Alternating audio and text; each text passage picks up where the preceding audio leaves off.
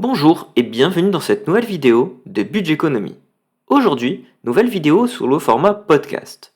Donc comme je l'avais dit pour les précédents podcasts, il s'agit d'une vidéo avec moins de cuts et donc de façon un peu plus authentique. Dans ce troisième format podcast, nous allons voir mes techniques afin d'augmenter son patrimoine. Donc dans ce podcast, j'ai envie de vous partager les astuces qui m'ont permis d'augmenter mon patrimoine actuel. Je tiens à préciser qu'il ne s'agit pas d'un patrimoine exceptionnel, je ne suis pas millionnaire, je ne suis pas indépendant financièrement, je suis juste quelqu'un qui a de grands objectifs et qui espère un jour pouvoir devenir indépendant financièrement. Commençons par la première technique, et je viens un peu d'en parler, c'est le fait d'avoir des objectifs. Donc souvent on dit avoir son pourquoi ou avoir un objectif défini. C'est effectivement plus facile d'aller quelque part quand on sait où est-ce qu'on veut aller. Donc c'est un peu le fait de mettre le GPS pour la route. Donc du coup, il faut avoir un objectif qui est quand même bien défini, avoir une vision de cet objectif, pouvoir le rêver, pouvoir le visualiser. Souvent, on conseille d'avoir un objectif qui est chiffré et temporellement défini. C'est ce qu'on appelle communément les objectifs SMART. Et donc du coup, moi, mon objectif, comme pour beaucoup de monde, je pense, c'est d'avoir un patrimoine d'1 million d'euros. Donc 1 million d'euros, c'est pas 1 million d'euros sur un compte en banque, ouvrir une application et voir un solde à 7 chiffres. Non, c'est pas ça 1 million d'euros. C'est avoir 1 million d'euros investi. Donc si on suit la règle des 4% par exemple, notamment pour l'investissement en bourse, on peut savoir qu'avec 600 000 euros investis, ça donne un revenu mensuel d'à peu près 2 000 euros par mois. Donc si on prévoit en parallèle des 600 000 euros investis en bourse, d'avoir des sommes investies en immobilier et donc d'avoir des rentes immobilières, si on dit que celles-ci sont à peu près égales à la moitié de mon salaire actuel, du coup je réponds totalement à mon pourquoi qui est quitter mon travail salarié, devenir un entrepreneur mais sans pression, donc être libre d'échouer, être libre de lancer un business peu importe lequel sans avoir la pression de mettre ma famille sur la paille par exemple. Et aussi le fait d'avoir une liberté temporelle. Donc si je veux accorder plus de temps à ma famille, je pourrais le faire même si c'est au détriment de mon business. Donc lorsque j'aurai atteint cet objectif et donc ce niveau de patrimoine, je pourrais également en profiter pour faire plaisir et aider les autres, donc notamment ma famille, mes amis. Ça peut être en payant des loisirs, restaurants, vacances ou autres, mais aussi les aider en cas de coup dur de la vie, parce que ça arrive à tout le monde. Et je voudrais pouvoir être là en cas de souci pour un membre de ma famille ou pour des amis. Donc maintenant que j'ai pu présenter mon objectif, je vais vous présenter un peu les techniques que j'ai pu mettre en place pour essayer d'y répondre au mieux pour l'instant. Donc la première, c'est la base, c'est l'épargne.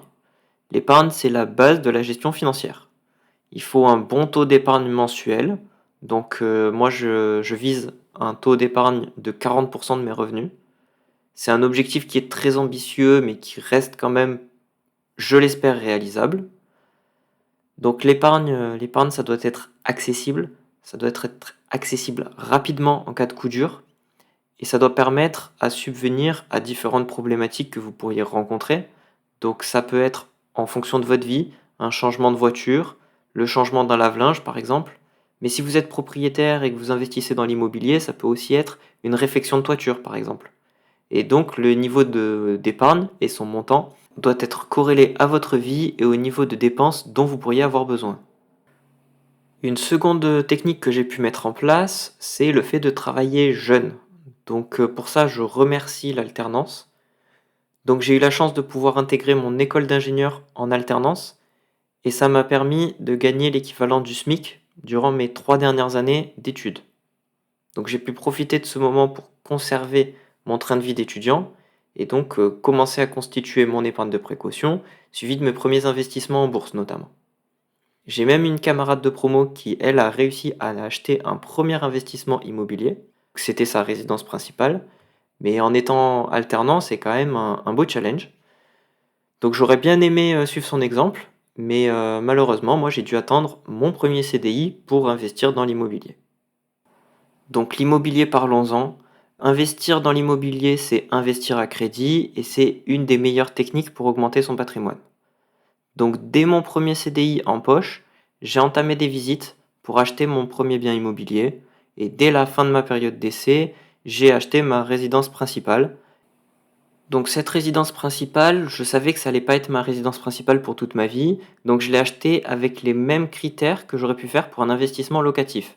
C'est-à-dire que je visitais des résidences principales, mais j'avais toujours en tête, est-ce que le rendement locatif est bon? Est-ce que je pourrais le mettre en location? Quel serait le cash flow si je le mettais en location, une fois comptés les impôts, tout ça? Donc cet appartement que j'ai acquis il y a maintenant 2 ans, qui est encore ma résidence principale actuelle, mais je vais le switcher, le mettre en location dans les mois à venir. J'ai pu vous expliquer ce changement dans la dernière vidéo podcast que j'ai pu faire en fin d'année dernière. Donc aujourd'hui, j'ai décidé de remanier mon patrimoine immobilier afin de changer de résidence principale.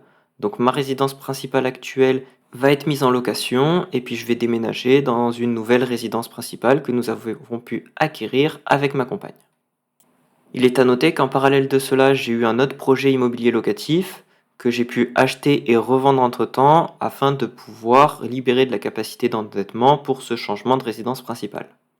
Donc je ferai bientôt une vidéo sur ce sujet-là. Ce sera une vidéo qui est, je pense, très intéressante et qui permettra de voir que même lorsque les projets ne se passent pas vraiment comme prévu, on peut toujours retomber sur ses pattes et qui permettra de montrer qu'il faut garder un optimisme.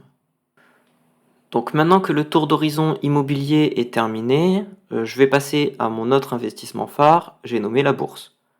Donc la bourse, c'est un investissement qui est passif, qui peut être fait en parallèle de tout autre investissement, y compris de l'immobilier. Et donc la bourse, comme j'ai pu en parler précédemment, j'ai commencé durant mes années d'alternance. J'ai d'abord investi en faisant du stock picking. Donc c'est le fait de choisir directement des actions et d'investir par exemple dans l'action Renault, Total ou ce genre de choses. Donc c'est une méthode d'investissement que j'ai pu utiliser et j'en suis revenu. J'ai eu la chance de ne pas perdre d'argent avec le stock picking, mais je connais des gens qui ont pu perdre quand même beaucoup d'argent avec cette méthode.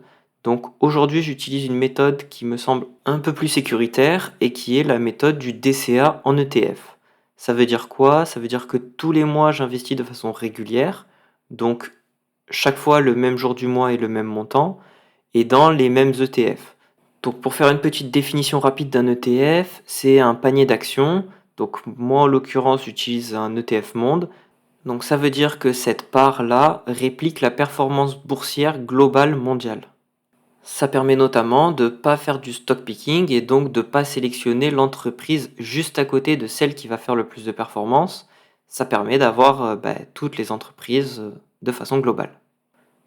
Donc si je fais un petit récapitulatif des différentes étapes à passer, on doit d'abord penser à son épargne de précaution et penser à bien la calibrer en fonction de ses besoins et si ses besoins changent, l'augmenter ou la diminuer en fonction. Ensuite, on peut penser à investir en bourse, notamment de façon passive avec le DCA. Et enfin, on peut investir en immobilier, que ce soit par l'achat de sa résidence principale ou par l'achat d'un investissement immobilier locatif.